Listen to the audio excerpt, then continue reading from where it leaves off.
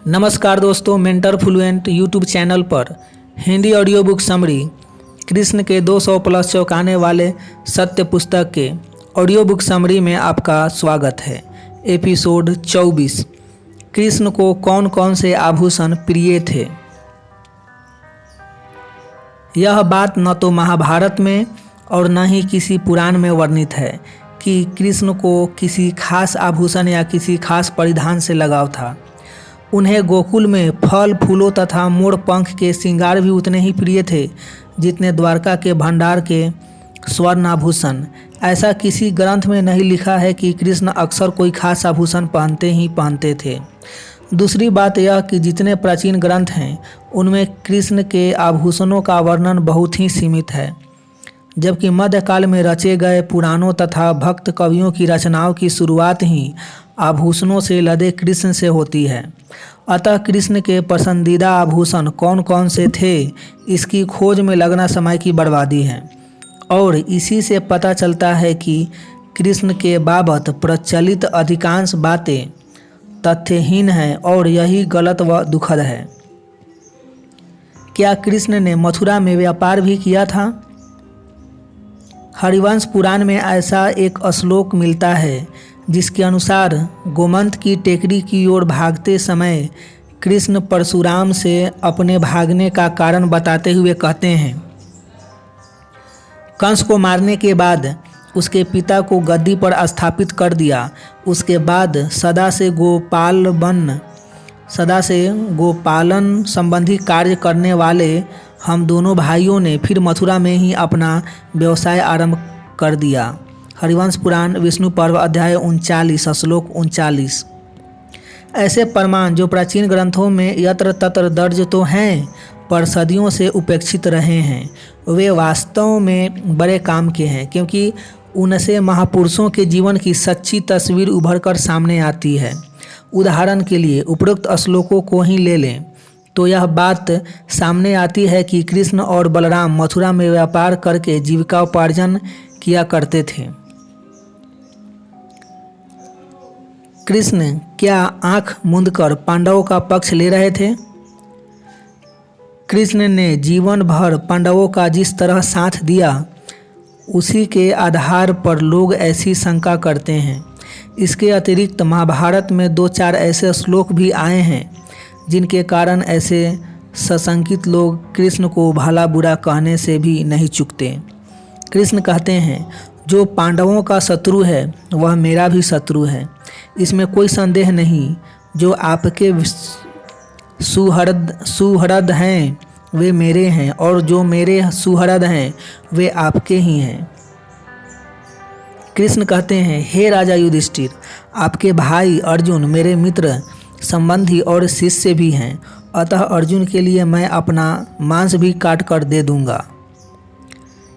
कृष्ण आगे भी कहते हैं, सिंह के समान पुरुषों में श्रेष्ठ अर्जुन भी मेरे लिए अपने प्राणों का परित्याग कर सकते हैं।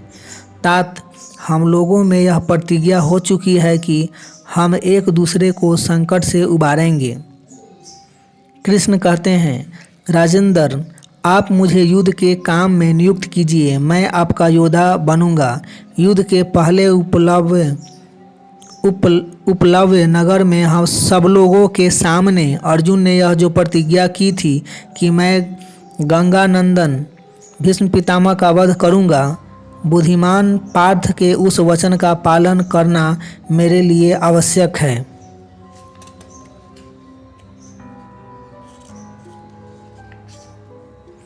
कृष्ण कहते हैं, अर्जुन ने जिस बात के लिए प्रतिज्ञा की हो उसकी पूर्ति करना मेरा कर्तव्य है, इसमें संदेह नहीं। महाभारत भीष्म पर्व अध्याय 107 श्लोक 32 से 37। महाभारत तथा पुराणों में अन्यत्र भी कई ऐसे प्रसंग मिलते हैं जब कृष्ण को पांडवों के रक्षक, सहायक तथा पक्षधर के रूप में देखने का भ्रम होता है, परंतु संपूर्ण महाभारत की निष्पक्ष विवेचना करने के बाद लोगों का ऐसा भ्रम दूर हो जाता है। सवाल दरअसल यहाँ प्रज्ञा का है और कृष्ण की प्रज्ञा को कृष्ण के स्तर पर पहुँचे बिना जाना नहीं जा सकता है। अतः ऐसे सवालों से लोग दूर रहें, वही ज़्यादा हितकर है, क्योंकि कृष्ण जैसे परम पुरुष किसी का अनावश्यक पक्ष लें, यह संभव ही नहीं है। महाभारत के टेलीविज़न प्रोग्राम में बताया गया है कि अर्जुन के अलावा सिर्फ कृष्ण ही चक्रव्यूह तोड़ सकते थे। क्या यह सत्य है? अब टीवी की बात तो टीवी वाले जाने, लेकिन महाभारत के अनुसार तो 4 ऐसे व्यक्ति थे जो द्रोणाचार्य के रचे चक्रव्यूह को भेदने में सक्षम थे। युधिष्ठिर ने अभिमन्यु से कहा, महाबाहो, तुम अर्जुन, कृष्ण या प्रद्युम्न, ये 4 पुरुष ही चक्रव्यूह का भेदन कर सकते हो। 5वां कोई योद्धा इस कार्य के योग्य नहीं है। महाभारत द्रोण पर्व अध्याय 35 श्लोक 15। संपूर्ण महाभारत में जिस व्यक्ति की सत्यवादिता के गुण गाए गए हैं, उसी युधिष्ठिर के मुंह से उपरोक्त बातें बताई गई हैं, तो टीवी वालों का दावा उनकी अज्ञानता को ही दर्शाता है। इस प्रश्न का सही उत्तर यही है कि महाभारत के अनुसार कुल जमा 4 लोग चक्रव्यूह को भेदने में सक्षम थे। कृष्ण के भाई बलराम के कितने पुत्र थे? महाभारत तथा सारे पुराणों के अनुसार बलराम के केवल 2 पुत्र थे, निष्ठ और उल्मुख। भागवत पुराण स्कंद 11 अध्याय 30 श्लोक 17। क्या बलराम महाभारत के युद्ध में शामिल थे? नहीं, बलराम महाभारत के युद्ध से दूरी बनाए हुए थे। उनके महाभारत युद्ध में शामिल न होने का सबसे बड़ा कारण गृह कलह और अंतर कलह था। दरअसल कौरव और पांडवों के मामले में कृष्ण का परिवार 2 भागों में बटा हुआ था, और जो कई मौक़ों पर स्पष्ट भी हो चुका था। हस्तिनापुर के राजवंश से कृष्ण की कई पीढ़ियों से कई रिश्तेदारियां चली आ रही थी, लेकिन चूंकि कई कारणों से कृष्ण का झुकाव पांडवों की ओर अधिक था, इसलिए बलराम अनायास ही दुर्योधन की ओर झुक गए थे। उधर चतुर कूटनीतिज्ञ दुर्योधन इस बात को भांपते ही बलराम की सेवा तथा आदर में वृद्धि किए हुए था। भिन्न भिन्न प्रश्नों के अंतर्गत ये सब बातें इस पुस्तक में भी आ ही चुका है, अतः दोहराना ठीक नहीं। सो सीधे हम मूल प्रश्न पर आएँ तो महाभारत में बताया गया है कि बलराम उस युद्ध में क्यों नहीं शामिल हुए थे। बलराम बोले, भीमसेन और दुर्योधन ये दोनों ही मेरे शिष्य और गदा युद्ध में कुशल हैं, अतः मैं इन दोनों पर एक सा स्नेह रखता हूँ। महाभारत उद्योग पर्व अध्याय 157 श्लोक 33। उन्होंने आगे कहा, मेरा निश्चित विश्वास है कि इस युद्ध में पांडवों की अवश्य विजयी होगी, क्योंकि हे भारत, श्री कृष्ण का ऐसा ही दृढ़ संकल्प है। महाभारत उद्योग पर्व अध्याय 157 श्लोक 31।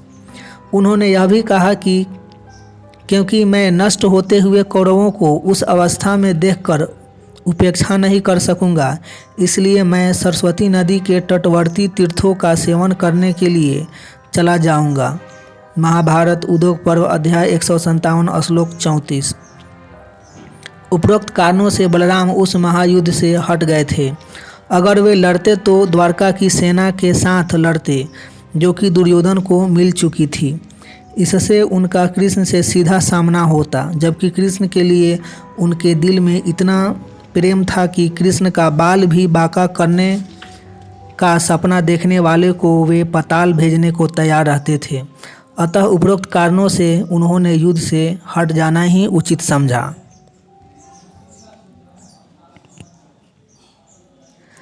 क्या यह सच है कि शिशुपाल के जन्म के समय कृष्ण ने शिशुपाल के 99 अपराध माफ़ और 100वें अपराध पर उसका वध करने का वादा उसकी माँ से किया था? जैसा कि महाभारत में शिशुपाल के बारे में कहा गया है, उसके अनुसार शिशुपाल के जन्म के समय 4 हाथ और 3 नेत्र थे, जिसे देखकर उसके माता पिता काफ़ी डर गए थे। माता पिता को शंका हुई कि यह विचित्र बच्चा जीवित रहेगा भी या नहीं, लेकिन अभी माता पिता तथा पूरा राज परिवार चिंता में डूबे ही हुए थे कि आकाशवाणी हुई कि इस बच्चे को मारने वाला किसी दूसरी जगह पैदा हो चुका है और एक उसके अतिरिक्त यह किसी भी अन्य व्यक्ति के हाथों नहीं मारा जा सकता। तब माता पिता को तसल्ली होने के साथ उत्सुकता भी हुई कि आखिर वह कौन है जिसके हाथों उनका बेटा मारा जाएगा। तभी फिर आकाशवाणी हुई, जिसकी गोद में जाते ही इस बच्चे के 10 उंगलियों से युक्त 2 अतिरिक्त हाथ गिर जाएंगे तथा इसके ललाट पर का तीसरा नेत्र ललाट में ही विलीन हो जाएगा। उसी के हाथों यह मारा जाएगा। महाभारत सभा पर्व अध्याय 43 श्लोक 9 से 11। फिर तो इस विचित्र बच्चे को देखने के लिए दूर दूर से लोग आने लगे और यह कम था तो राजा दमघोष के निमंत्रण पर राजा महाराजा भी उसे देखने के लिए आने लगे। दमघोष और उनकी पत्नी बड़ी चतुराई से बच्चे को हर एक राजा की गोद में देते, पर जिस बात का इंतजार था वह किसी की गोद में न हो रहा था।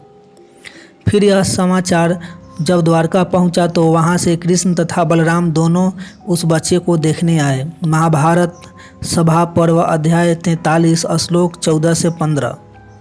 स्पष्टीकरण।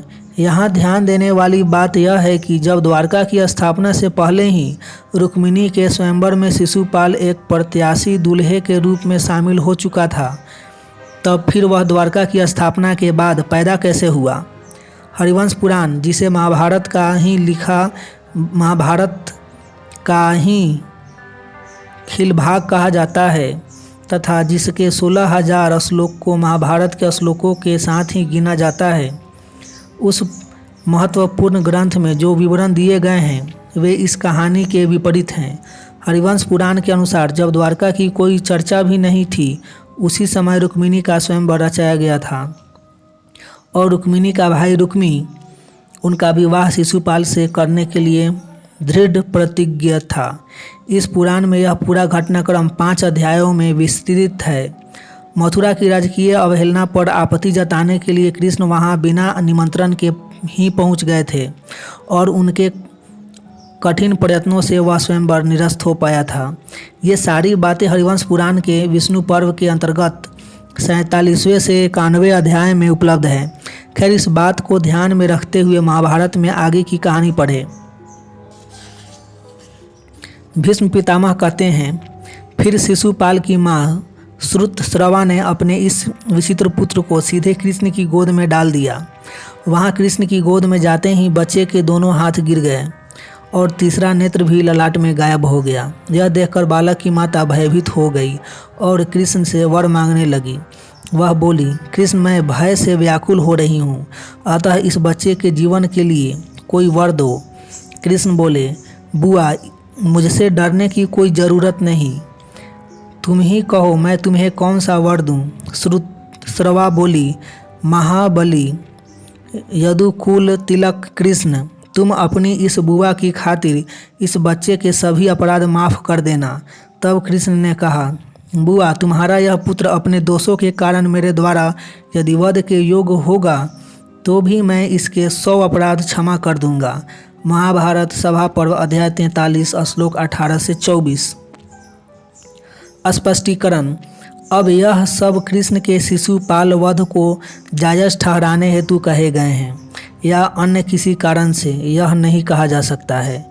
दरअसल महाभारत में पीछे से इतना कुछ लिख दिया गया है कि काफ़ी चीज़ों का सिरा ही नहीं मिलता है।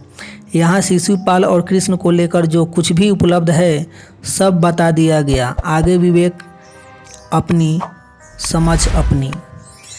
मिलेंगे नेक्स्ट एपिसोड में, तब तक ढेर सारा अपना ख्याल रखें, लाइफ को एंजॉय कीजिए, मस्त रहिए। आपका कीमती समय देने के लिए आपको बहुत बहुत धन्यवाद।